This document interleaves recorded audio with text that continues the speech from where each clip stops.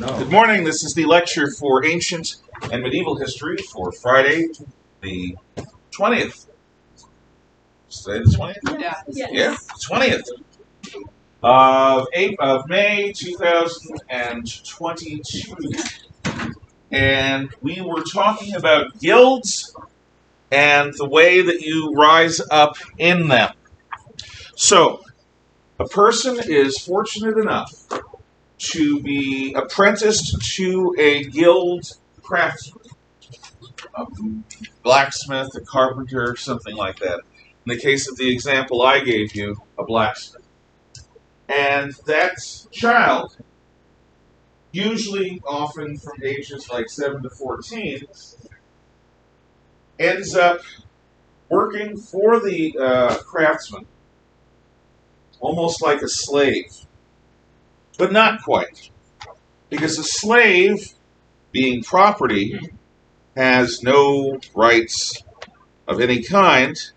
They are simply a tool, legally and morally. But the apprentice has to be treated enough, has to be cared for so he'll survive. And the apprentice has to be trained. What this means is that every day, in some way, shape, or form, the master must teach them something about the craft. And over time, the master will prepare a young person to take the trials, which they take around the beginning of adulthood, which happens just after puberty, around ages 13 or 14. If you pass through these trials, demonstrate your facility with the tools and products of your trade and the techniques, you become a journeyman, and you get to travel on your own and be your own boss. That's the good side. Bad side is you have to travel constantly and hope that people need your product, which often they do. And you travel around the countryside, getting work, making a living, carrying your forge with you if you're a blacksmith, which is a little traveling forge, still very heavy. And when the time comes, maybe you're lucky enough to become a village blacksmith. But if you keep expanding your knowledge, which is not always easy to do when you're on the road, when a master craftsman in the city retires, you get to apply for master trials. And you and the other contenders demonstrate your ability to create a master craft item and your facility with all of the things that a person in your field, in this case a blacksmith, needs to know. And if you do all of that successfully and you are of a good reputation and the current blacksmiths want you, then you will be invited to join them and take over the old guy's shop or replace it with your own. Now, if this sounds a bit controlled, it is. Our system is a free market. If you train to be a craftsman, you can go out and do that job. Now, there are some communities that require you to be licensed or even a member of some kind of union. You've got to be a licensed, unionized electrician in Connecticut to do jobs that electricians have, because Connecticut's a very blue state, and so you've got to do all this. But in most cases, a person who has the skills can try to make a living at it without reference to some organization of nabobs. But the guild system is different. Our free market system favors the consumer. The guild system favors the craftsman.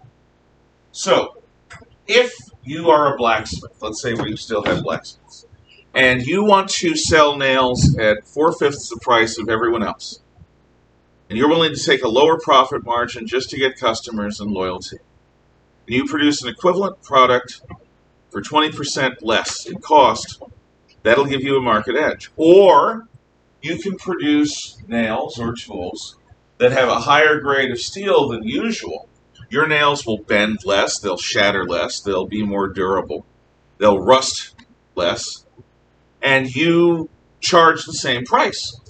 So you're giving a significantly better product for the same price. Now, in our society, that's called competition, and the consumer will benefit. Because if you shop around and you learn that this person is providing a better product for a better price, you're going to go with them. And they're allowed to do that. In a guild system, you'll get your nose chopped off, or you'll get fingers broken. The guild controls the industry. No one sells below market price. No one provides a product above standard unless somebody pays a special premium for it. Because the guild system is not designed to serve the best interests of the consumer, of the person who's buying. They are there to control the market in their products and services. So all of them agree on standards of quality, and all of them agree on a set of prices for those products at different standards of quality, and all of them are equivalent. So if Mr. Levy is a blacksmith, and if Mr. Kennedy is a blacksmith, and if Mr. Eberts is a blacksmith, but not you, no, you're not a blacksmith. You guys all do basically the same job at the same price, and you're allowed to do that.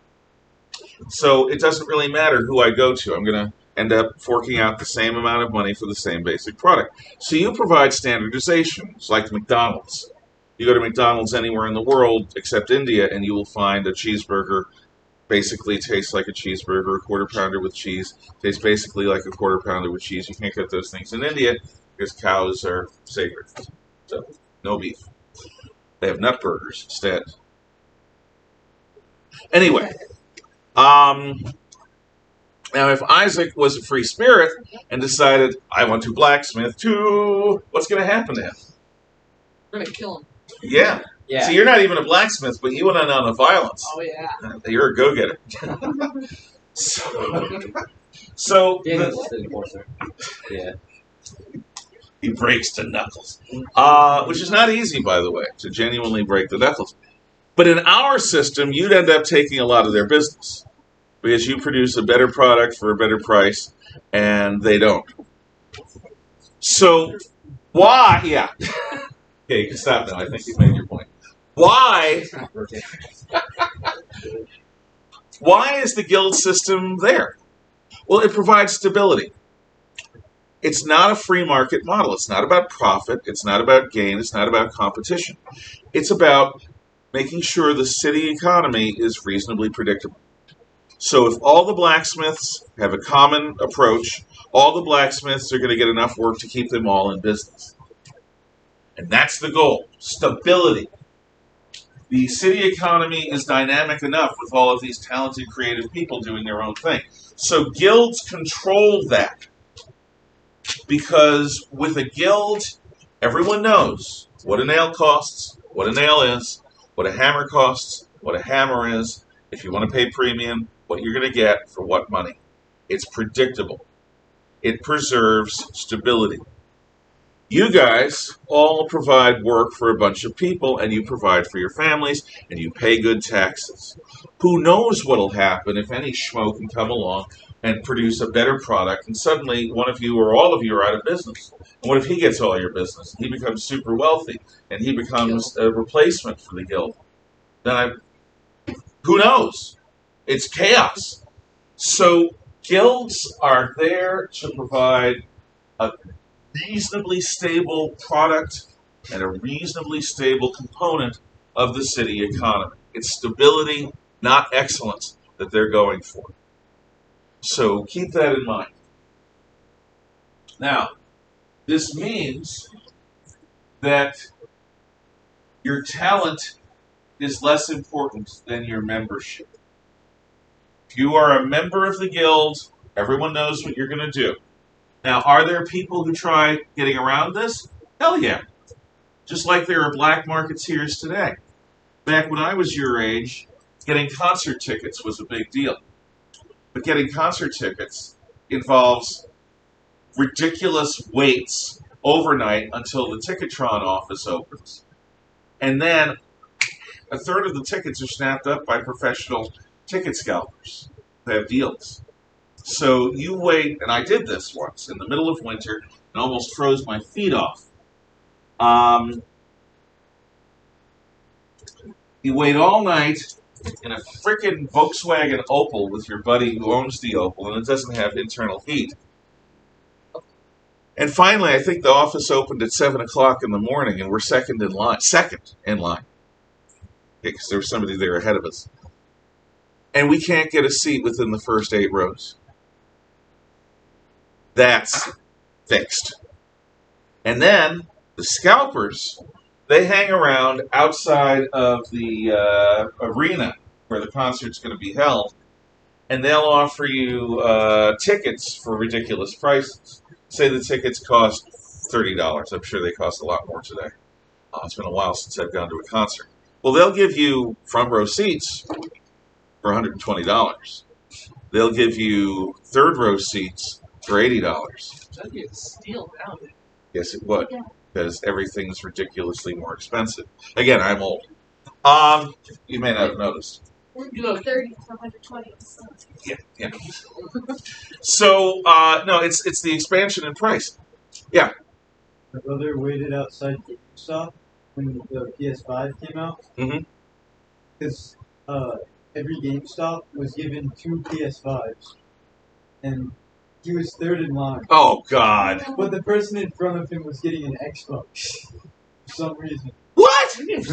Why? Why would he wait in line for... That's funny. So he got one. Yeah, he got the last PS5. Good for him. Wow. That would stink. That, you wait out there and Somebody they're only... literally brought up a TV, plugged it in, and then plugged in a console and they played because they stayed overnight. Yeah. No, I did that once in my life. I don't really need to do that again. But it is fun to do at least once. So, any questions about guilds? Guilds do make an otherwise unpredictable and volatile city economy more predictable. Okay. Let's see. Rise of universities. So, churches have a monopoly on knowledge because since the fall of the Roman Empire, it is the Christian church in the West, the Latin church, the Roman Catholic Church, that has all the educated people.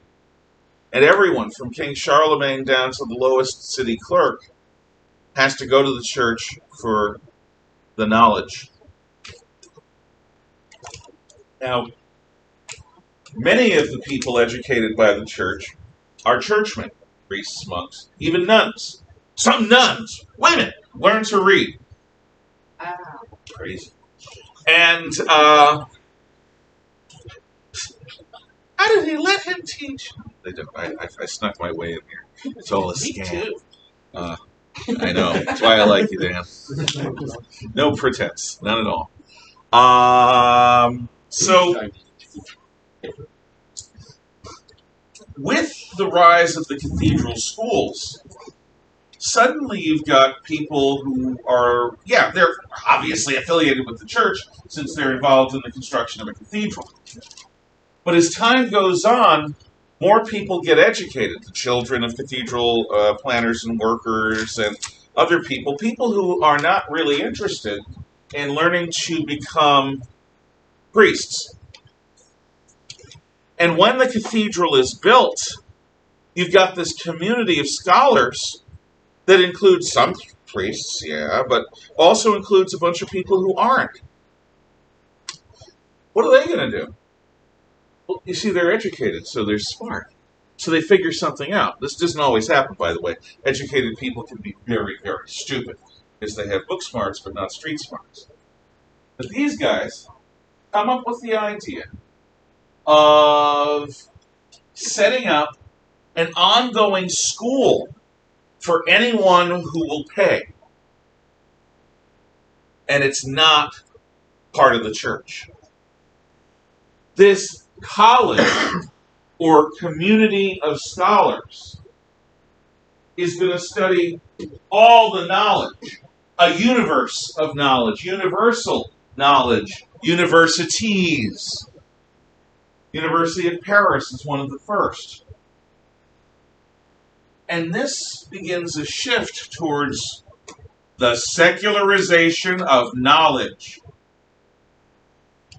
That is, removing the religious monopoly on high culture, on advanced knowledge. So, who are these professors who profess the knowledge? They teach it. Well, they're a group apart. The only people who even understand them are scholars within the church. And scholars don't run the church. So ultimately, the scholars form their own, it's like a guild. To be a university professor is like joining a guild. And like guilds, there are special robes you wear on special occasions and special symbols you have for the ranks you hold. Are you a master of knowledge? Are you a doctor of knowledge? And more, the university or the college becomes a place unto itself, becomes a law unto itself. Who decides who gets to qualify to even apply for membership in this elite community of scholars? Other scholars. Not the money men who provide the funding. Not the church, because they're not in charge anymore. Not the ruler, although obviously the money men, the church, and the ruler have influence. But the scholars themselves set up a guild system that allows them to police themselves, that allows them to set standards. And this is the beginning of something called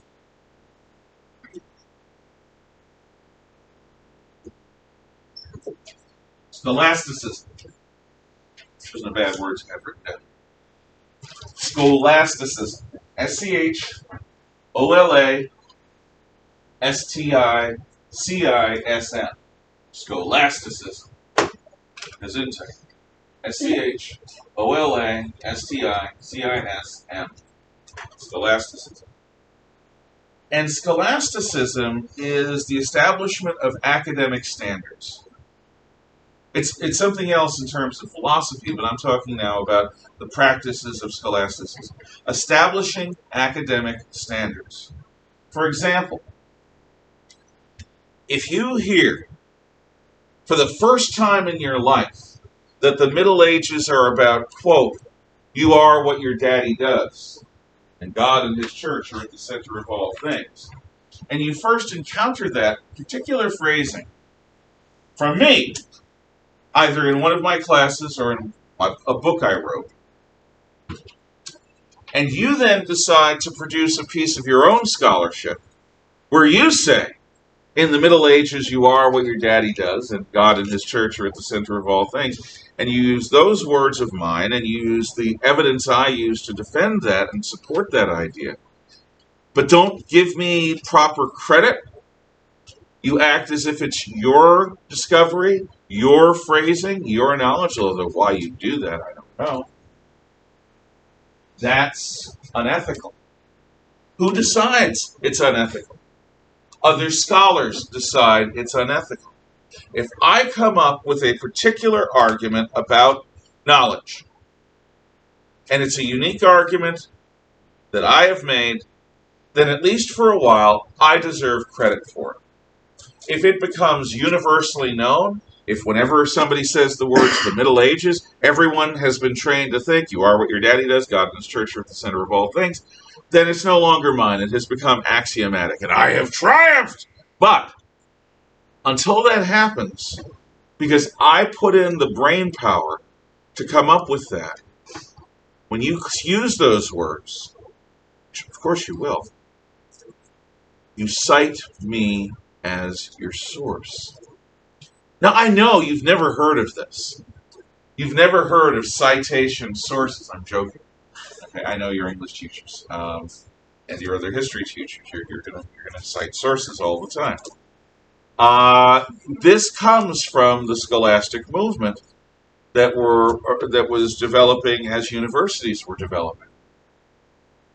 So there's an example of it. Here's another aspect of scholasticism. You have to demonstrate the truth of what you're saying, the veracity of what you're saying, using sources and qualifications. You have to demonstrate the veracity of what you are saying or doing based on other sources or on your qualifications. Did someone fall down the stairs? That'd be really funny. It's just a person in a wheelchair that fell. Oh, horrible. So,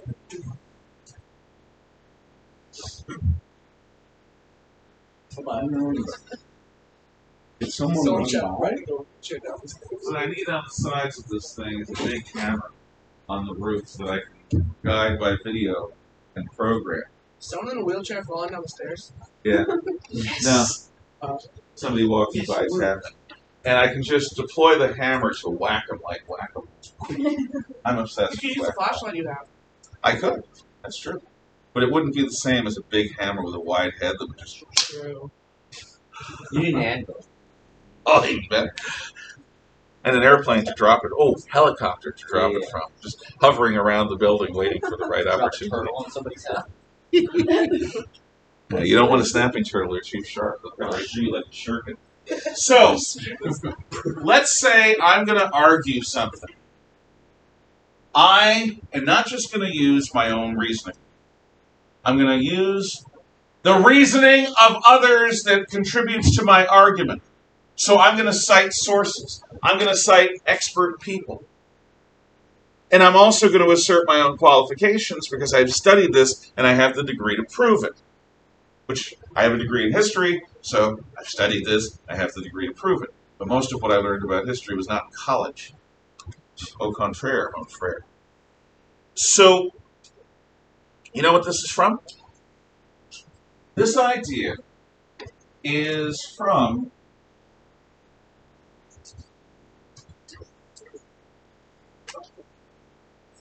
rabbinical argument. Rabbis of the Jewish faith never, ever argue something purely original. That's one of the things that Jesus did that annoyed rabbis so much. Who is he to say that? Who does he think he is? He's not citing Maimonides. He's not citing other scholars. That must have been in there. Now that I'm thinking. I heard it come. So did I. Anyway, so what rabbinical knowledge is a way of arguing anything that uses the authorities of the past to help you make your point.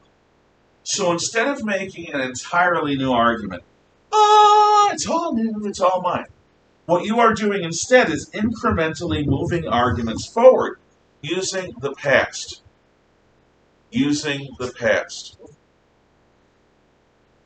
as a support. It's like you're climbing a ladder, and each rung of the ladder is an old-timey scholar.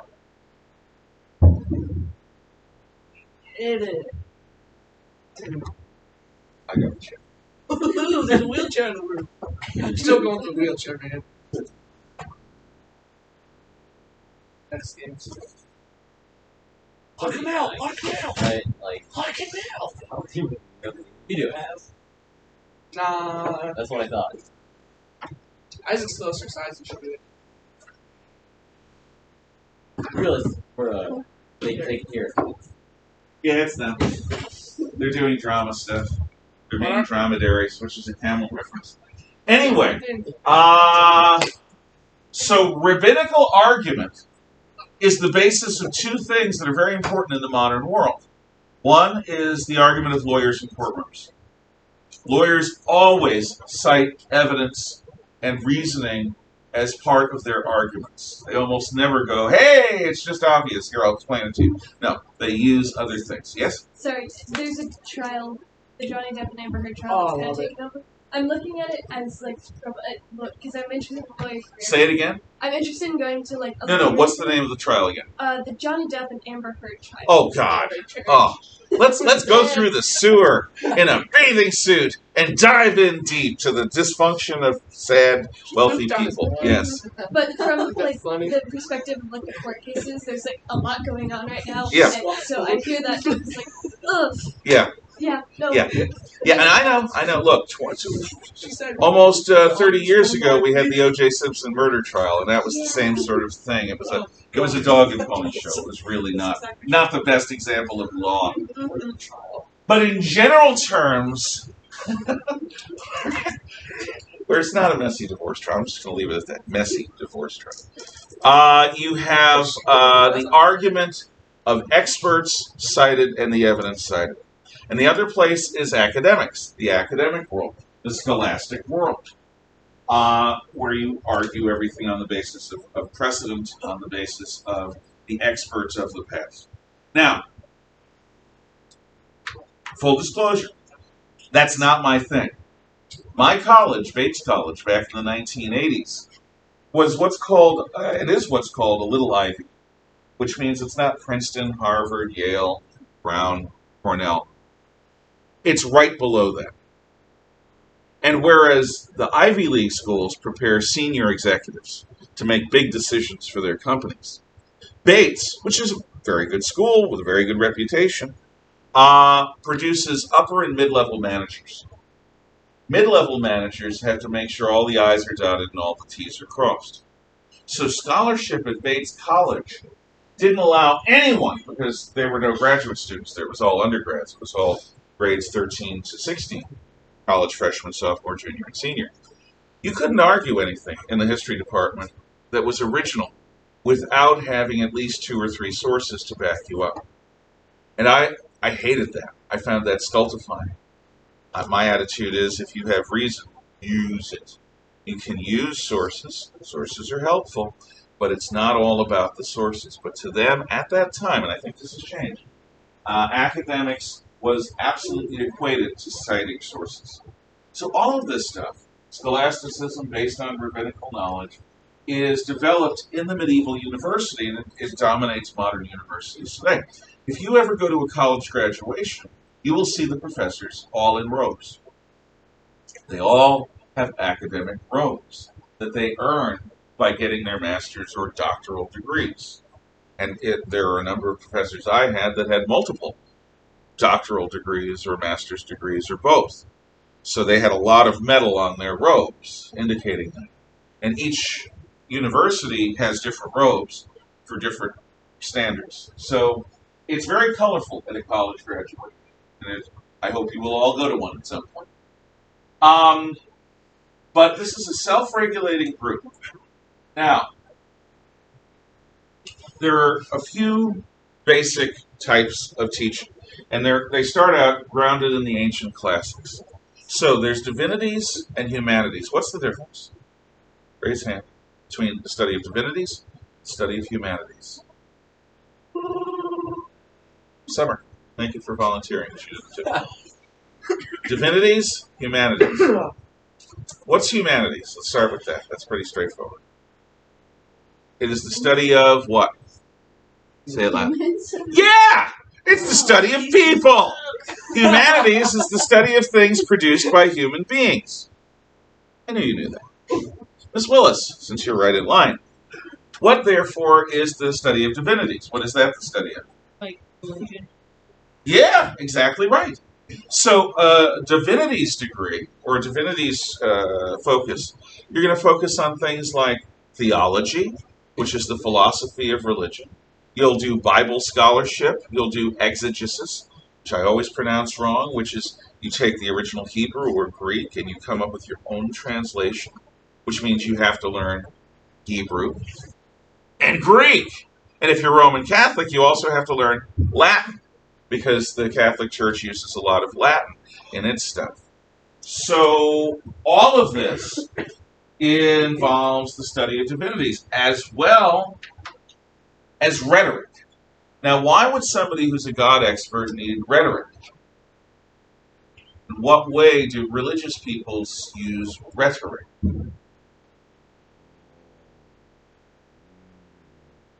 Sir?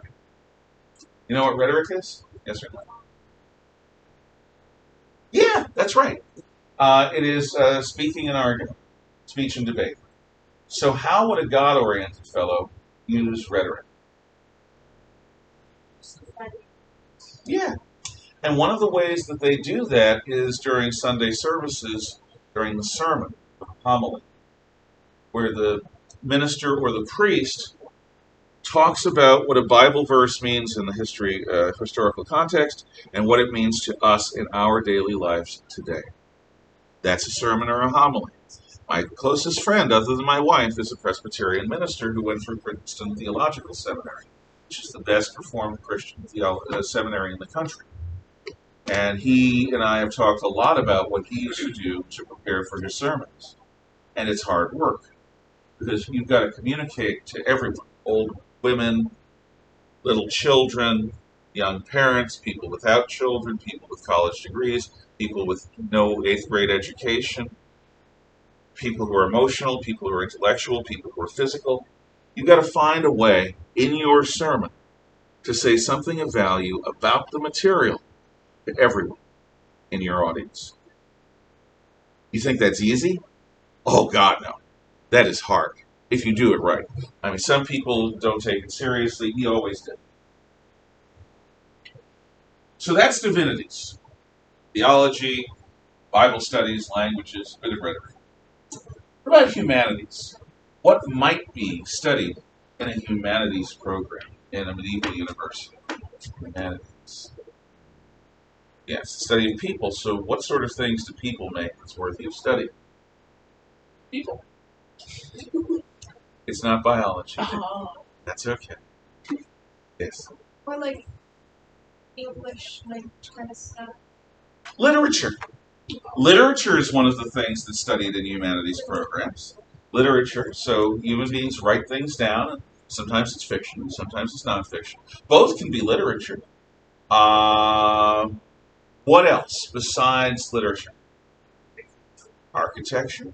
Architecture is a mixture of art and math. That's actually verging on the sciences. But yeah, the art part of architecture is certainly humanities. So, Chauncey, what does that mean about art? Is art a humanities, yes or no? Yeah. Yeah, it is. Absolutely. Now, later, there's a distinction between the arts and the humanities. Because art can also mean painting or dancing or acting or performing or stuff like that. But the study of art, architecture, history, that sort of thing, that's definitely humanities. I just let slip another thing in humanities. What else is in humanities? Elise? What class are you in right now? So say it like it's the answer. Yes! History is a humanity. Why? Because human beings make human history, for better or worse. We do stuff, and we remember stuff, and we write stuff down about what we remember and what we want other people to remember. Because, here's a secret. Every time you take a loaded weapon, aim it at your skull, and squeeze the trigger, that's it. You're dead. It's over. Unless the gun somehow misfires.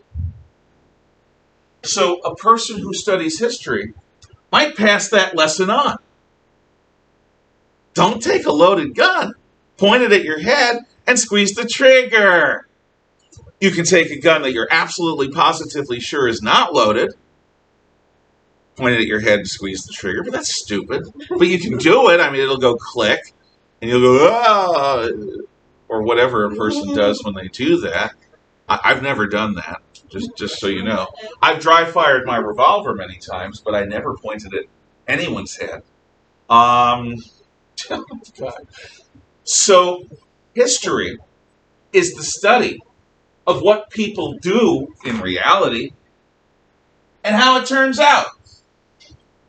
Make what it if you will. Make of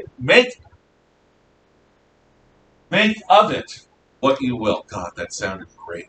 Make of it what you will. So, history, literature, what is that other thing?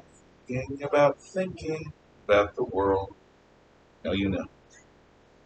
It's Johnson. Close. Theology, study of God. It's definite. It's a 4-syllable word. It has love involved. Has wisdom involved. Love of wisdom. What in Greek is the love of wisdom? That's okay. Use George as a source. Whisper, whisper. Philosophy. Yes! Yeah, high five. Woo! Philosophy. Philosophia, the love of wisdom. That's what it is. So, literature, history, philosophy. These are humanities. And the theoretical study of art. The arts is a subcategory. It comes along later. I'm not going to be doing. Damn it! I had these things written up here. Oh, I still didn't see it. No, but I just would have got it. There's a lesson there. Don't worry. And what else is in the humanities besides philosophy, which actually isn't up there? History, literature. What's the other thing? Dan? Theology? No. There's up there. Yeah, I switched that to divinities. Because that's where it belongs. What else is written there, near the bottom of that entry, Dan? Latin and Greek classics. And what are they? Because you've read at least one of them. Plays. Oh, no. No. Give me an example of a book, or a story, or an I didn't epic. read much of it, so, but. Yeah. Jackie Chan. You've heard about it. The Iliad. The Iliad! Jackie Chan. And what's the sequel to the Iliad? Odyssey. The Odyssey! They're perfect. Yeah, Jackie Chan. No. What he said. Jackie Chan used to be wonderful. I love him. Now he's a shill for the Communist Party of China. It's sad. Good It's Jackie. sad. Who Who am said I? Jackie Chan? Yeah. It's super common. Okay. So, those are the humanities. Now let's look at the other thing. Scientas potatentus est. What does it mean? Scientas potatentus est. It means something. You took Latin in 8th grade, most of you, from Mr. Williams. Yeah, I know. I looked it up. They weren't there. If you weren't here, then you didn't I take wasn't here either. then you're ignorant. But everyone who was here learned the Latin. So what does it mean? Let's see. I'm just going to spin and point. He was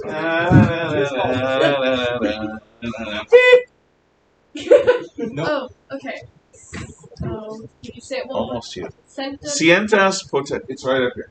Scienta potentatus. Screwing it up. Scienta, because I never took Latin with Mr. Williams or anyone else. Scienta Me neither. potentatus est. Knowledge is power. Yes! Okay. And you know what? In your notes, Oh. under item J3, Oh, I think I'm on. it says it. Knowledge really is power. Knowledge really is power. There you go. And but you Okay. actually translated. I believe that. Oh, So, since I didn't get around to writing the rest of these board notes, I'm just going to be using my notes, which you can do too. So, the word science means knowledge. It doesn't. I mean, obviously, it's come to mean other things. Follow the science. Like there's a science hound, like a bloodhound sniffing its way through the world. Okay, I followed the science. Where are you going, science? You gonna be a good boy and do a number 2? Yeah, I hope so. Sometimes dogs take. It's a dog walking joke, okay? So, science is knowledge. That's basically what it is. Knowledge is not truth. It's knowledge. Okay.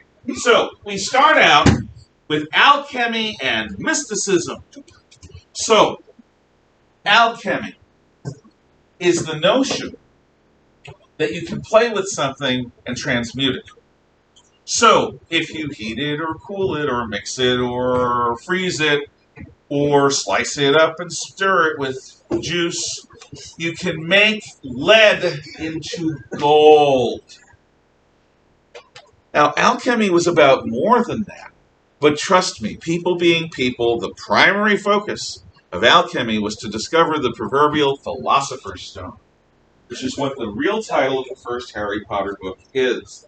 It's not a freaking Sorcerer's Stone. It is a Sorcerer's Stone. There's no Liar. such thing as the The Sorcerer's movie Stone. says so. It's the Philosopher's Stone. The movie Where says differently. the movie's a movie was bunch directed of by an American That's nonsense. true. Why'd they change it? Because Americans are stupid. J.K. They Rowling- won't follow a philosopher. No. And in the books too, they changed so much of the grammar from the British language to Yes. the English language J.K. just so you Rowling- could understand it easier. And Look at the way she said that. That was funny. From the British language to the... Actually, it's from the English language to American English. But yeah, they did. There's an American English version of I it. don't speak English. British, so From the I have to British be American. That was I wonderful. don't think No, I do things like that all the time. J.K. Rowling didn't even get a sing any of the movies. I No. didn't give her nothing. Oh, come on. No.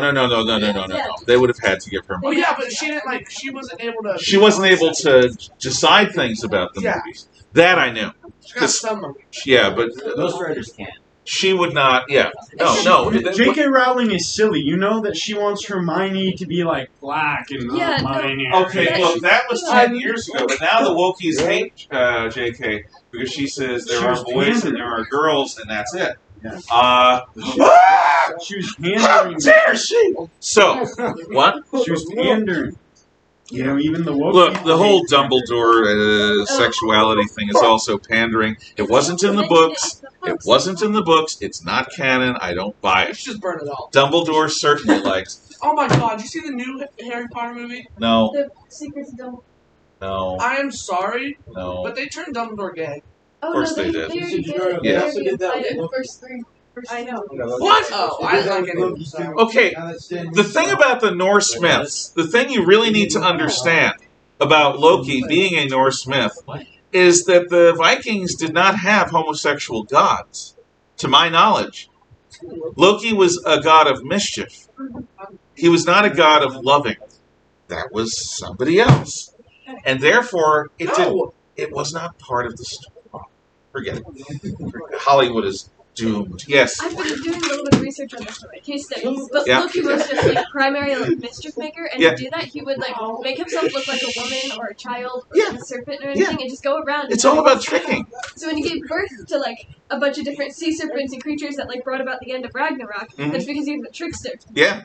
What a trick. I destroyed the world. Nothing's better than that. It's like the Joker with the pencil. Yes. They do kind of mention in the books that if they hadn't taken Loki's like proverbial kids who were to bring about the end of Ragnarok, if they hadn't taken them and chained them up and locked them away. Maybe they wouldn't have brought about the end of the world. Yeah. You know, prophecy. Just a little bit. No, Viking myths actually have sometimes a surprising subtlety to them. Okay, so the Philosopher's Stone, which is also not in your notes, the Philosopher's Stone is the mystical key to turning lead into gold. And why would you want to do that? Because gold's the basis of all wealth, and therefore you'll make a lot of money. So for over 1,000 years, alchemists in Europe have been trying, and they haven't had it yet. Now, Albertus Magnus, Albert the Great, is a medieval Christian scholar who also deals in principles of white magic. White magic is Christian magic. It's an idea that leads to science, but it's not yet science. What Albertus Magnus is looking for is connections between things he observes and things that happen as a result of things he observes. But he is willing to include within various principles concepts that we would today define as magical. Okay? Paracelsus was an experimenter in the life sciences. He was a healer. But he did some pretty bizarre things. And as a result, he was considered to be an evil mystic and a witch. But his knowledge was sought out by medical students who would secrete away and sneak one another copies of bits of Paracelsus's book. So this is sort of a hidden knowledge sort of fellow. Less work. Yeah. Now, bases for mythological horrors like The Walking Dead, vampires, werewolves, and witches. Mystics and magic assume that there are forces in the universe that we don't understand, that we can't measure, but that exist.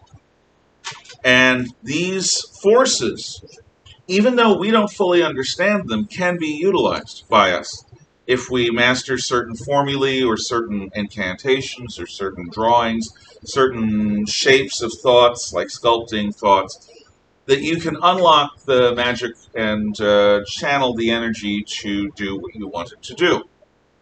Now, almost every culture on Earth, not civilization, culture, this includes tribal peoples around the world, have legends of the undead, have legends of things that can be described as ghouls or zombies. Why? Well, medically we know sometimes people seem dead and they're buried, but they're not. They wake up. And they sometimes dig their way out of their graves. And sometimes they're gone up here because their brain has been oxygen starved. So their personality, the stuff in the forebrain, that's bye-bye. So basically you see Uncle Ed, but he's dirty and he's covered, he has bloody fingernails because he dug his way out of his grave. And he doesn't look like Uncle Ed. It's Uncle Ed's body, it's Uncle Ed's face, and he's somewhat injured. And he is feral. He's like a predator. That can happen. The brain can't survive without oxygen for more than 3 minutes. Not the brain, personality brain. So, legends of zombies. This is why Tibetan Buddhists slice up the dead, and Persian Zoroastrians also, and throw up the body parts to dogs. Because in no way do they want their beloved friends, family, relatives, lovers, whatever, to come back from the dead like that. Vampires? There is actually a medical condition, and it's a mental illness, but it's also a physical condition, where people need to take in hemoglobin, because their blood doesn't itself, their body doesn't produce necessary elements in the blood. And so they become hemovores, in that they seek out blood. Now, you combine the legends of The Walking Dead and the fact that some people become hemovores, and you get vampires. Now, there are different kinds of vampires. Some vampires look like people, and then their head rips off, ears pop out into wings, and they fly around. This is called a Peneglian. Chinese vampires are very different from Western vampires. They're much more feral. Although, if you ever want to see something funny, there's a Hong Kong chopsaki karate movie, I think, called The Seven Golden Vampires, which has Dracula, a Western vampire, meet a bunch of Eastern vampires in China, and they all know martial arts. It's funny. It's a 70s movie. Seven Golden Vampires. But all cultures around the world have traditions like this. Werewolves? You understand bipolar disorder. You understand schizophrenia. You have people who suddenly discover another personality. Well, there's also a beast inside all of us. We all have animal instincts. We do. What if you give in to those animal instincts? Well, that's what werewolf legends are all about. It doesn't require a person to physically transform into a half wolf man or into a full wolf in order to have a person lose their, or give up their conscious self in order to become a feral creature. A feral creature is totally wild, totally dangerous. So, the Vikings have legends of berserkers. Now, berserkers actually believe that they transform into the soul of a bear. And so these guys sometimes go into battle wearing no armor at all, sometimes naked, like the old Celts used to do. But they're fierce. They have axes and swords, and they kill like crazy. They're just dangerous to everyone. Like dropping a grenade into a small room, you drop a berserker into battle, and they basically kill everything around them until they get exhausted and drop, or until they're dead. This is the werebear. Like a werewolf, but you turn into a bear. Polynesians have legends of were-sharks, where human beings are possessed by the shark god. Now, they're on little islands in the giant Pacific, and everyone gets wet. So, And actually, a wereshark can go around killing other people and maybe even eating them. Look, think about mental illness and insanity. If your culture has these legends and you go bug nuts, it might come true. There's like the Inuit, Arctic people. Yeah, the They have, Eskimos. they have like they believe in like I don't remember the word, but basically it's supposed to be like people who are like kind of like werewolves. And Inuit. basically, yeah, they're Inuit. There's a movie. Oh God, it's one of the best horror movies I've ever seen, and it deals with this. It's got Pierce Brosnan. It was made in the '80s, and it's about that very thing. They also believe in the Wendigo, yeah. I think that's Okay. kind of what I'm Yeah. talking about. which It's like a is a spirit that you encounter on the ice, and it's hungry for human flesh. yeah, but they pretty much what like scholars today think is that they made it up because they would have to like eat people because they lived in the Arctic, and it was like a way to rationalize it to yourself. That's what I didn't actually eat I my understand family that, members. and I can accept it as, but I don't think that reducing everything to psychology. I don't know. I think there are things in this world we can't understand. We don't understand. But yeah, how do you explain Juplok over there eating his family? Well, he encountered a Wendigo. Yeah. Yes. It's like cannibalize so much that they Yeah, they become monsters. And again, you can eventually see them. They get tall and strong and whatever. George. That's it. There's like a human version. It's like there's a protein. I think so. It's like there's a protein that runs itself. Yeah, like, yeah. And it can get transferred from human to human, and it's generally transferred from brain tissue. It's Don't like eat brains. yeah, and so in like other animals. So basically, but it's like a human version. Mhm. And so the protein inverts itself and changes its shape, and so it can't actually do its correct function. But the thing is, it can't be hunted by the immune system because it's still the correct protein. Oh It no. changes That's awful. goes through. That's awful. Mr. Oh, Royal, yeah. have you ever watched Supernatural? No, but I've heard about it. Seems like a good it's show. great. Okay. It's just a lot. I guess the point is that there are reasons why people believe in magic, and they do have some connection to science. And actually, what Chase was saying is that. So, good job. Yes. I was gonna say there's a Western version of Wendigo, which is like a big giant man deer thing. Mm-hmm. Yeah. That like looks like a deer, so you like stick and look. And Yeah. like, it's a deer. In India, they have the Rakshasa. And the Rakshasa can imitate anyone that you know from your past, and they get close to you, and then they attack and eat you. It's horrible. Yeah. So all of this deals with paranoia and and ghost insanity stories, and stuff. Yeah. Oh no, a banshee. But- Banshee. Yeah. Oh, yeah. The mourning spirit of a woman, and she can draw you into her world, and you're gone. Exactly. Bye. Like open